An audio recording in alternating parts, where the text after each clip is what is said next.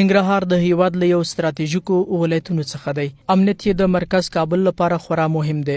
په وروستیو کې دلته اختطاف، هدفي وژنې، غلاوې او بمي چاودنې هغه څه چې په ننګرهار کې خلک اندېښمن کړي وو، خو دوی اوس د بلخ پخواني امنیه قوماندان مل پاسوال عبدالرقیب مبارز د ننګرهار لپاره د امنیه قوماندان په توګه ټاکل مناسب ګڼي او د امنیتي وضعیت د ښه کېدو په پار ترې د جدي مبارزې غوښتنه کوي. قوماندان د امنیه نه دا جدن د خواهش کوم، زه دا د خپل معذوره سړی یم، ما دلته ځان قرباني کړی، په دې وطن کې غلا مې نه ده کړې، نه د غله طرفدار یم.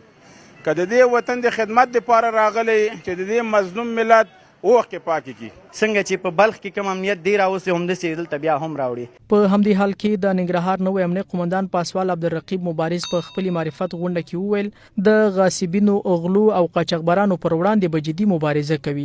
د زیاته کړه ولسمشر په ځانګړي توګه ننګرهار ته د امنیتي وضعیت د ښه والي په موخه رالیږلی. برای مردم ننګرهار، برای مردم باعزت ننګرهار وعده میدیم که در بخش کاهش جرایم ما کار میکنیم، صادقانه کار میکنیم. هر کسی که مجرم است پیش ما مطابق قانون ما همراهش برخورد قانونی میکنیم.